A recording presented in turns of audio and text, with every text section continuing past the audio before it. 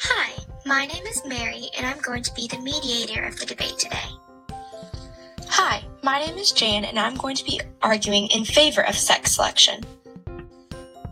And my name is Ellen, and I'm going to be arguing against sex selection.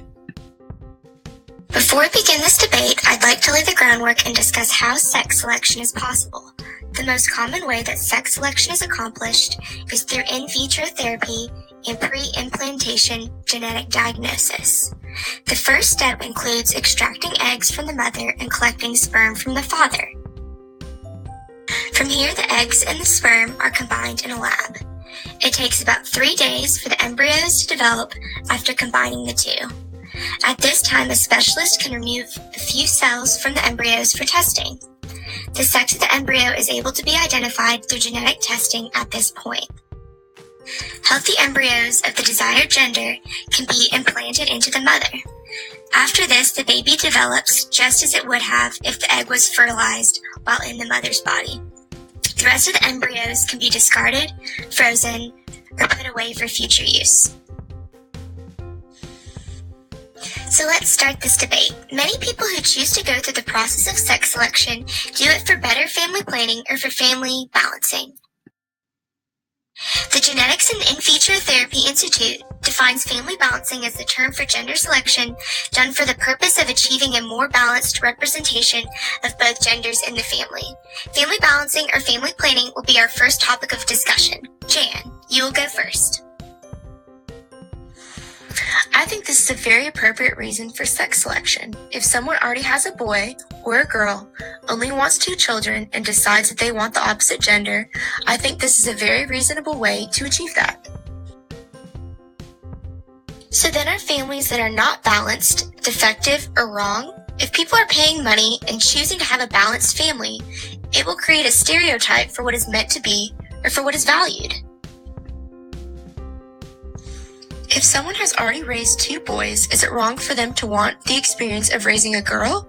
Some people just want to experience raising both genders. Others may be fine with all boys or all girls, but this would give the people who want a mix of both genders the opportunity to have it.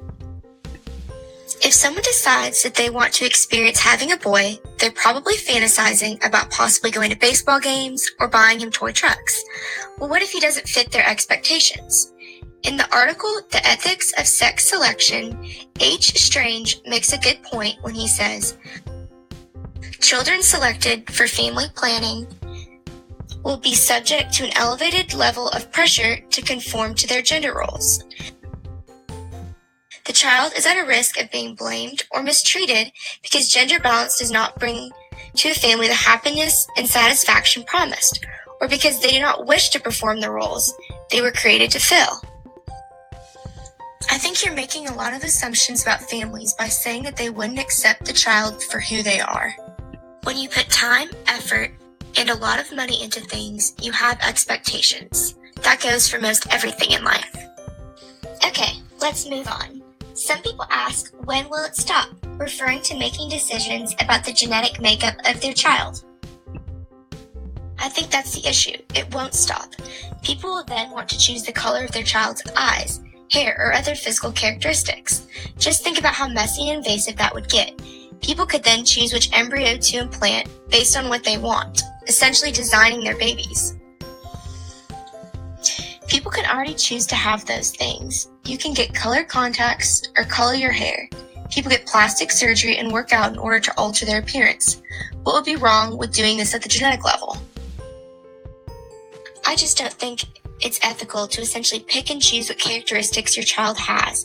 And I think with sex selection being an option, this would also eventually be an option for people. Okay, let's wrap this up and hear both of y'all's final words on the subject. I stand by what I say, in that sex selection is a great way for families to experience having the gender that they please. If further advancements are made in technology, I don't see a problem with that either. I think it's unethical in many ways and can only lead to issues within a family. Thanks for watching!